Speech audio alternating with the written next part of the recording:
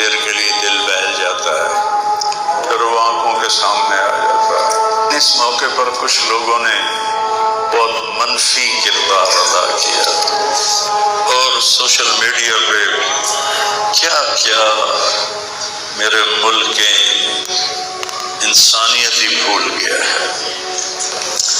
میرے بیٹے کی لاش میرے سامنے ہر وقت نظر آتی رہتی ہے، اور کوئی کہہ رہا ہے خواب جھوٹا بیان کیتا سوں، کوئی کہہ رہا ہے بیان کرانا لا کوئی جھوٹا ہے، کوئی کہہ رہا ہے قرآن خوانی کیوں کیتی سوں، یہ تو حرام ہے، کوئی کہہ رہا ہے دعا کیوں کروائی سوں۔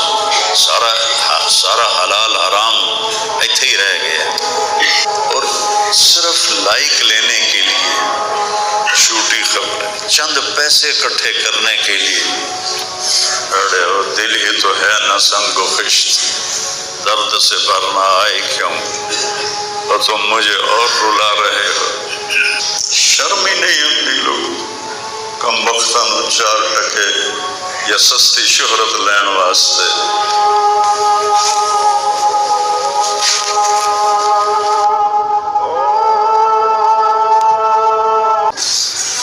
میں ایک جوان بیٹے کی میت اٹھا رہا ہوں اور اس کو قبر میں اتار رہا ہوں، اور سوشل میڈیا پہ کیا کیا میرے ملک کے انسانیت ہی بھول گیا ہے۔ اسلام کو پتہ نہیں کیا بنا دیا ہے۔ اسلام تو آتا ہے جب نبی کی زندگی سامنے ہوتی ہے، تو کوئی خوابوں پہ تبصرے کر رہا ہے، اور کوئی میرے اوپر تنقید کر رہا ہے، کوئی میرے بیٹے کو کہہ رہا ہے مولوی کے بیٹے نے خودکشی کر لی، تو بتاؤ میرے اوپر کیا گزری ہوگی اس سے۔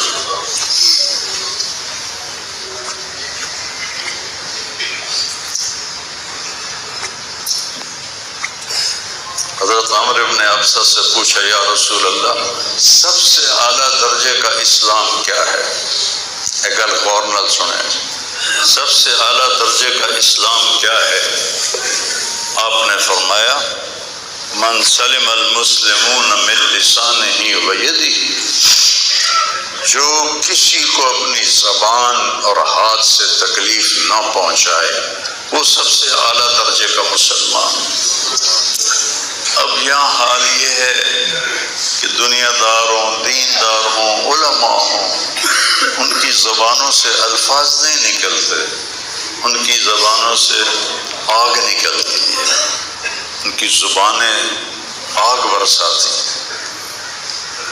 تو جب زبان آگ برسائے گی تو دل نفرت سے بھرا ہوگا، لیکن میں نے کہا یا اللہ میں نے تجھ سے وعدہ کیا تھا کہ میں اپنی وجہ سے کبھی کسی سے نفرت نہیں کروں گا، کسی سے بغض نہیں رکھوں گا، کسی سے قطع تعلق نہیں کروں گا۔ آج مجھے یہ وعدہ پورا کرنے میں زور لگانا پڑ رہا ہے کہ ایک طرف مجھے اپنے بیٹے کی لاش نظر آتی ہے، اور ایک طرف ان نادانوں کے تبصرے نظر آتے ہیں۔ میں کسی کا نام نہیں لیتا، بڑا پڑا سوشل میڈیا، اور اتنی جھوٹی خبریں، اتنی جھوٹی خبریں، اتنی جھوٹی، زخم پہ مرہم لگاتے ہیں یا نمک چھڑکتے ہیں، اور وہ اسلام سمجھ کے کر رہے ہیں۔ میرے بیٹے کی لاش میرے سامنے ہر وقت نظر آتی رہتی ہے، اور کوئی کہہ رہا ہے خواب جھوٹا بیان کیتا سوں، کوئی کہہ رہا ہے بیان کرانا لا کوئی جھوٹا ہے، کوئی کہہ رہا ہے قرآن خوانی کیوں کیتی سوں، یہ تو حرام ہے، کوئی کہہ رہا ہے دعا کیوں کروائی سوں۔ سارا حلال حرام ایتھے ہی رہ گیا۔ ایک زخمی باپ کے زخم پر پھنبا رکھنے کی بجائے میں نے بڑے انسان زندگی میں صدمے دیکھتا ہے، ناگواریاں دیکھتا ہے، میں نے بڑی بڑی ناگواریاں دیکھی، لیکن عاصم کی ناگواری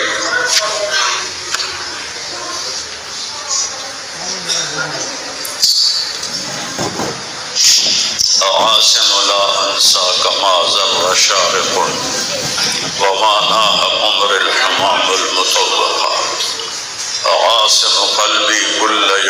ولیلۃ فی لیک بما تخفی النفوس معلقہ. یہ حضرت عبداللہ بن ابو بکر کے اشعار ہیں جو میں نے تھوڑی تبدیلی کے ساتھ آپ کو ذکر کیے ہیں کہ اے عاصم، جب تک سورج چمکتا رہے گا تیری یاد میرے اندر تازہ ہوتی رہے گی، میں تمہیں کبھی بھلا نہ پاؤں گا. اے عاصم، دن ہو یا رات ہو، تیری یادوں سے میرا بصیرہ ہو رہا ہے. میرا دل تجھ میں دن میں بھی اٹکا ہوا ہے، رات کو بھی اٹکا ہوا ہے. یہ اس وقت میری حالت ہے. تو میں اس کانپتے ہاتھ کو دیکھتا ہوں، پھر یہ شعر پڑھتا ہوں. ترکت اباک مرعشۃ یدا، تو نے کس حال میں باپ کو چھوڑا کہ اس کے ہاتھ کانپ رہے ہیں. وَأُمُّكَ لَا تُسِيغُ لَهَا شَرَابًا، اور تیری ماں کا سینہ اتنا گھٹ گیا ہے کہ اس کے اندر پانی بھی نہیں جا رہا جو سب سے آسانی سے چلا جاتا ہے. یہ کیفیت ہو ماں باپ کی. اور کوئی مولانا اٹھ کے تبصرے کر رہا ہو، کوئی مفکر اٹھ کے تبصرے کر رہا ہو، بتاؤ میرے پر کیا گزری ہو. اس لیے میرے نبی نے فرمایا کہ زبان کو روکنا ساری شریعت کا خلاصہ ہے. دین بیان کرتے ہوئے جن کی زبانیں زہر بن جائیں اور شعلے برسائیں، ان کو بھگتنا پڑے گا آخرت. میں نے اپنا حصہ معاف کر دیا. میں کہ یا اللہ، میں نہیں چاہتا، میری توبہ کہ میری وجہ سے تیرے محبوب کے کسی امتی پر کوئی تکلیف ہے. میں نے سب معاف کر دیا. لیکن اللہ کا نظام تو چلتا ہے، اور صرف لائک لینے کے لیے جھوٹی خبریں، چند پیسے اکٹھے کرنے کے لیے وہ یہ نہیں جانتے کہ ایک باپ کا زخمی جگر اور کتنے زخم گہرے ہو جائیں گے تمہارے چند پیسوں کے لالچ. اور کرنے کو کوئی باتیں ہیں نہیں. اور جو اس قسم کی واہیات بولتا ہے اس کو لوگ سنتے بہت. کوئی مثبت بات کرتا ہے تو اس کو سنتا کوئی نہیں. میں نے اپنا دکھ آپ کے ساتھ شیئر کیا ہے اور آپ کو نصیحت کرتا ہوں اپنی زبان کی حفاظت کریں. میرے نبی نے کبھی ممبر پہ کھڑے ہو کر کسی کو برا بھلا نہیں کہا. عبداللہ بن ابی کو بھی برا بھلا نہیں کہا. مجلس میں بیٹھ کر کسی کو برا نہیں کہا. وہ تو یہ کرتا ہے، مرتے دم تک آپ نے یہ کسی کو نہیں کہا. کسی کی کمی بھی دیکھی تو نظریں جھکا لی، اس کی کمی کو اچھالا نہیں. ہمارے ہاں، ہمارے خطیبوں کے ہاں یہ دین بن چکا ہے کہ ان کے سامنے میرے نبی کی سیرت نہیں ہے. تو میں آپ کے سامنے ہاتھ جوڑتا ہوں، ویسے بھی کسی کو اپنی زبان سے دکھ نہ دیا کرو. چھ جائے کہ ایک جوان بیٹے کی موت کا غم لیے ایک زندہ لاش پھر رہی ہو اور اس کو پتھر مارے جائیں اور اس پر اپنے غصے کو نکالا جائے. بڑے دکھ کی بات ہے بھائی، بڑے درد کی بات. یہ ہماری قوم کی گراوٹ کی انتہا ہے.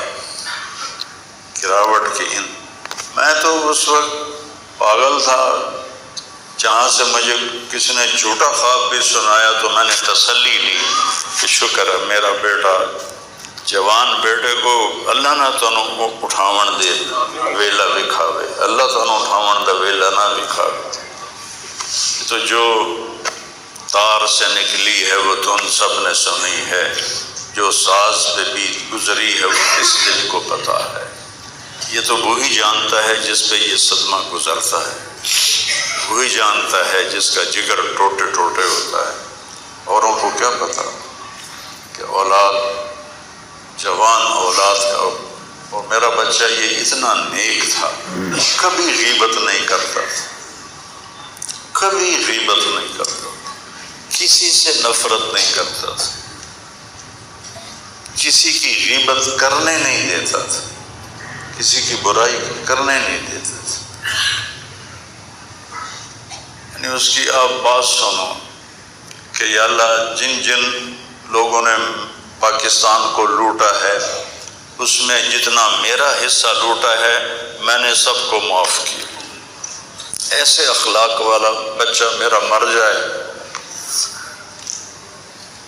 اور مجھ پر طعن و طنز ہو رہا ہو، قرآن خوانی کیوں کرائی، کوئی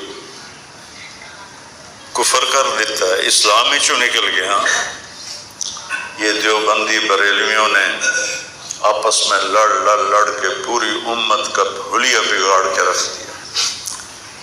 خطیبوں نے، میں صحیح علماء کی بات نہیں کر رہا، خطیب چاہے دیوبندی کے ہوں، چاہے اہل حدیثوں کے ہوں، چاہے وہ بریلیوں کے ہوں، چاہے وہ شیعوں کے ہوں، آئے نفرت کی آگ بھڑکانے کے ان کے پاس اور کوئی موضوع کوئی نہیں۔ آج میں گیا ہوں اپنے، صبح بہت میرا سر بھاری تھا تو میں سیر کے لیے فجر کے بعد نکلا، اپنے مین فارم پر پہنچا تو وہاں نوکر کھڑے تھے، تو ہمارا ایک نوکر ہے شبیر اس کا نام ہے، تو وہ میں نے ایسے ہاتھ بڑھایا ملنے کے لیے، کہا میاں صاحب آسم میاں طرح ساڑھے نال مل لو، انج نہ مل لو۔ میں کہ وہ کیوں میں مل رہا ہے؟ ہمارے ہاں زمینداروں میں نوکر اور زمینداروں کا آپس میں بڑا فاصلہ ہوتا ہے، وہ جب ہمیں ملتے ہیں تو یوں جھک کے ملتے ہیں یا گوڑے پکڑتے ہیں اور اپنے آپ کو پیچھے ہٹا کے کھڑے ہوتے ہیں۔ تو وہ شبو نے کہا جی ہم میاں صاحب سے ملتے تھے ایسے ہی جی میں ساڑھے نال ملتے ہیں، تو وہ کہتے یار تم لوگوں کو تو ملنے کا طریقہ ہی نہیں آتا، ہاتھ کھولو۔ ان کے ہاتھ کھلوا کے ان کو جپھا ڈالتا تھا اور ان کے کپڑوں پہ مٹی لگی ہوتی تھی۔ ایسا میرا بیٹا گیا۔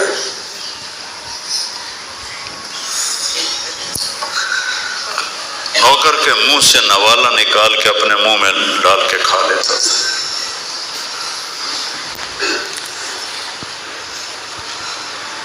کبھی اس کی جیب میں پیسے نہیں ہوتے تھے، جو بھی دیتے وہ ادھر دے دیا، ادھر دے دیا، ادھر دے دیا، ادھر دے دیا۔ نئی گاڑی میں کوئی غریب آدمی کو بٹھاتا نہیں ہے، وہ نئی فارچونے میں وہ اس پاگل کو بٹھاتا تھا۔ یہ بھی مذاق بنا دیا لڑکا۔ ہائے ہائے ارے وہ دل ہی تو ہے نہ سنگ و خشت، درد سے بھرنا آئے کیوں، اور تم مجھے اور رلا رہے ہو۔ اس کو بھی مذاق بنا دیا۔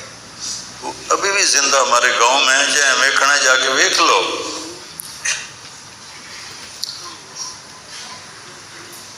اور اس نے کہا کہ میرے رب نے میری بخشش کر دی اس ملنگ کی خدمت کی وجہ سے۔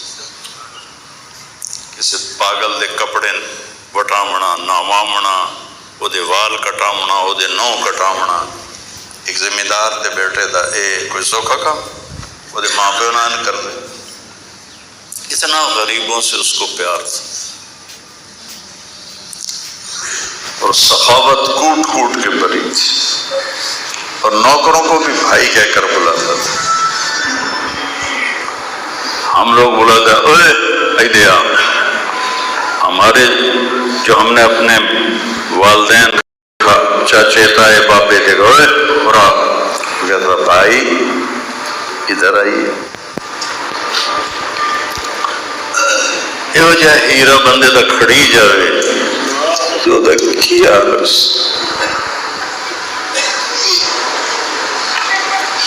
شرم ہی نہیں ہوتی لوگ کم بختاں چار ٹکے یا سستی شہرت لین واسطے